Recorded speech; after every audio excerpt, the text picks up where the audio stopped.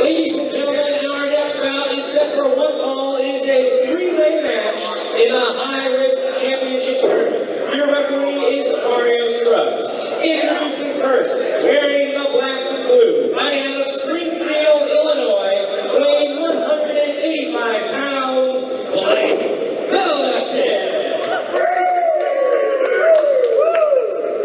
Wrestler number two, wearing the black with the green, to my left, from Kansas City, Missouri, weighing 220 pounds, Leland.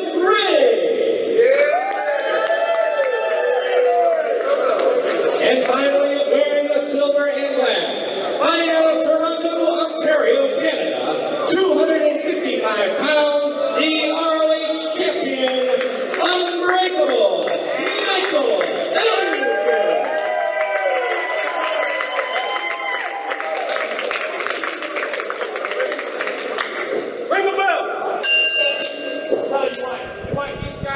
And we got a big one here. We got the Ring of Honor heavyweight champion, Michael Elgin. We got the son of the legend, Harley Race. We have Leland Race in there. And outside the ring, we have Blake Belakis. I've seen him a few times in the past. And right now, we're going to see two powerhouses lock up here. Indeed, Blake Belakis on the outside of the ring. This is maybe the strongest of the three first-round matches here, Patrick. This is going to be a big one. I was in the ring, and I was like, this is the next match in the tournament. And people in the crowd were like, yeah, this is the one I've been waiting for. And I'm like, me too. This is big. We have in the ring right now, in the black and silver, Unbreakable Michael Elgin, the Ring of Honor champion, on top of the world in that company. Ring of Honor is one of the big major companies in pro wrestling today, in the world over. And his opponent right now in the ring, wearing the black and green, is Leland Race. Yes, Race, the son of the king, Harley Race. His dominion is World League Wrestling most of the times nowadays, and he's trying his luck here in high-risk wrestling. He's trying his skills, trying to become the first high-risk champion. This is a hell of a matchup we had right here in the ring, Patrick. No question about it. For a very long time in his wrestling career, Leland Race competed under a different name, Jason Jones. You see the name Jones on his ring attire. It was only recently that he decided to, I guess, reveal his true family heritage in the wrestling business. He didn't want to have to deal with that level of pressure early on in his in-ring career. And right now we're seeing him take the Ring of Honor heavyweight champion down to the mat. That's a little bit for the old resume right there. Yeah, and indeed, there's an interesting point you make right there as Leland cranks on that leg of Elgin. Leland Race went by the name Jason Jones for years in World League Wrestling, won their title, and I think the reason there is twofold. As you said, there's a lot of pressure there, but also, can he succeed on his own? And that's what Harley Race wanted him to do. That's what he wanted his son to do. Now, when he was, whoa, here we go, we're all up there, and Leland Race, here's another cradle. Wow, look at these skills. He's a mat technician, is Leland Race, and Elgin has his hands full. And right here, he lets go of the submission hold. He's in the ropes, I believe that was. Leland Race is also, you look at a lot of other second-generation stars, and they fail to get out of that shadow of their father. And I think that this works to Leland Race's advantage to only now go by that name. It's definitely a lot of pressure for people from a wrestling family to even get into the same business, much less reach the same heights that their fathers did. And right now you're seeing Michael Elgin and Leland Race tangling, and you see Blake Belakis outside the ring just biding his time, taking advantage of the fact that there are really no countouts in high-risk wrestling. He runs into the ring, takes a double hip toss from Elgin and Leland Race here. Blake Belakis, one of the darlings of Central Illinois Pro Wrestling, one of the best wrestlers in the state of Illinois. If you want to talk about the whole thing. Now, right now, we are in the southwest, I guess you could say, portion of the state. Quite different from the rest. It's kind of like how St. Louis, a lot of Missourians would be like, well, St. Louis is Missouri. Yeah, it's its own little world. The cool thing about greater St. Louis, all the way up to Chicago, all the way over to Kansas City, is we have such a diverse network of pro wrestlers. And you go to one area, you'll find a pool of wrestlers. You go to another area, you'll find a completely different pool. And you have events like this in between that kind of connect everyone. It really is special. No question about it. Blake Belakis has started to make a name for himself in East Coast independent promotions. He's starting to get his name out there on the national scene. And right there we saw him pull Leland Race out of the ring, and now trying to go toe-to-toe with Michael Elgin. I don't know if that's a wise strategy. Michael Elgin, obviously well known for his incredible power. We've seen him throw much larger opponents around the ring. And now he pitches Belakis into the ropes, and a leapfrog there, and Leland Race intercepts. Strange you might find Leland Race intercepting in this match, because one of the things you'll see a lot of people do is what Belakis did earlier, as we have a roll-up. One, only a two. Belakis breaks it up way too close to the third man. What you see a lot of times, Patrick, is guys biding their time outside the ring, like we saw Belakis earlier, and they'll just come in to break up the pin. Let your opponents wear themselves down. Why should I get involved? No question about it. I mean, you can bide your time outside the ring. Like I said, no countouts. And right now, Belakis finding himself in a tough spot. As now, after having stalled outside the ring for several minutes, now he's incurred the wrath, I suppose you could say, of both Michael Elgin and Leland Race here. He's in a place he doesn't want to be. Whoa, very precariously placed. Blake Belakis is on the ropes. You might call that getting crotched, if we're going to get technical, Patrick. So it's a little more literal, but I'll go with that. All right. What would the technical term be? Anyway, Michael Elgin getting the fans into this. Elgin is recently wrestled on a major pay-per-view. Oh, hey, and we got a... what would you call that, Patrick? Are we PG? I was about to say the same thing. I was like, dude, you can't do that. All right.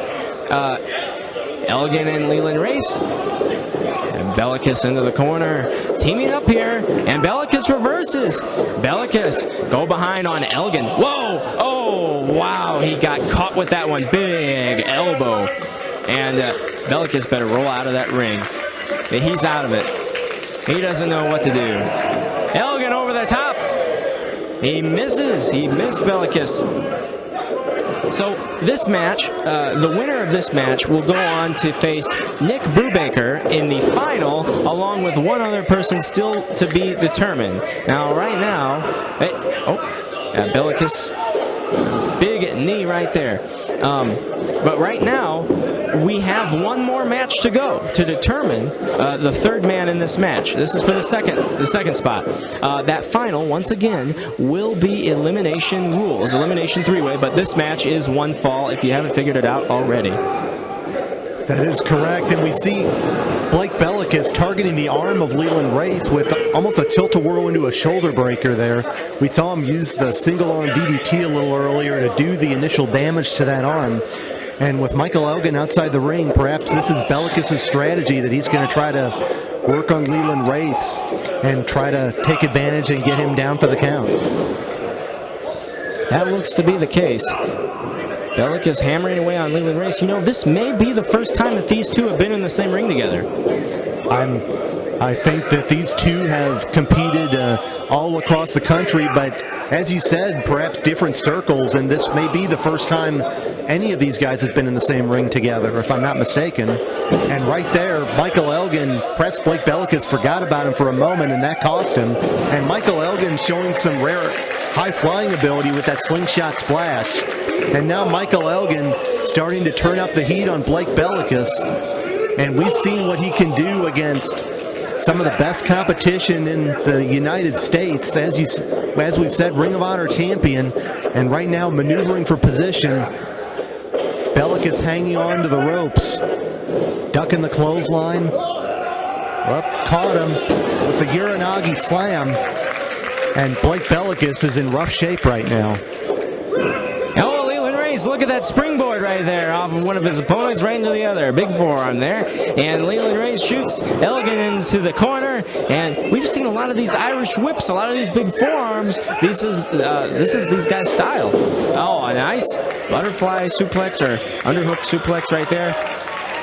Very nicely done from Leland Race, the son of the king. Oh, what the moonsault did not pay off. Never see Harley Race do a lot of those, but that's a part of Leland Race's playbook. That may have cost Leland Race there, and now Michael Elgin trying to take advantage. He's got Leland Race up on his shoulders. And now he's got them both up. Look at this strength right here. That's got to be well over 400 pounds, 450 pounds. Oh, and a fall-away slam, a specialty of Michael Elgin. It amazes me every time I see it, but only good for it too.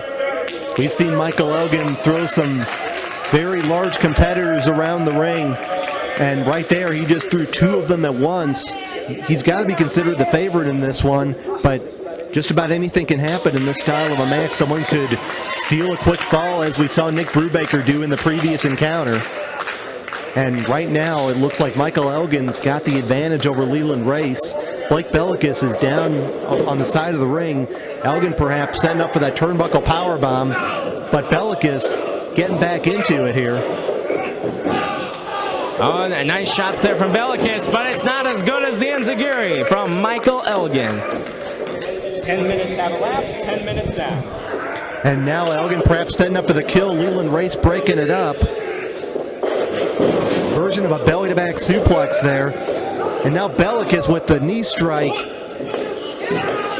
No, very close there. He almost picked up the win there with Michael Elgin down. And now Belakis going for that double underhook. We've seen him use a version of the guillotine submission hold out of that. But Leland Race able to fight out of it. And now Leland Race is the one in control, but he ran into the boot from Belakis. And Elgin getting back into it now. Whoa, bicycle kick into the corner. Just like that, the momentum can change in this style of a match. When 2 guys are focused on each other, sometimes you forget about the 3rd guy. And now Michael Elgin perhaps looking for a, what is this, a stretch muffler, I believe it's called? Yeah, well, it's a painful move right there on the leg, but he had to let go because Race had to break it up to stay in the match. A slice spread. And drove the knees into the midsection of Belakis while he was at it. Not even sure if that was his intent, but that's what happened. And Leland Race scoring a close near fall. As we said, Leland Race showing a little bit more of an aerial style than out of his father, Harley Race. But we're in a different time in wrestling. You see a lot of different styles in the wrestling world these days. And Elgin, with the roaring elbow, stunned Leland Race. He could have him here if he takes advantage. And there's that turnbuckle powerbomb. But Belakis, with a knee to the back, Belakis got him covered. And that'll be it.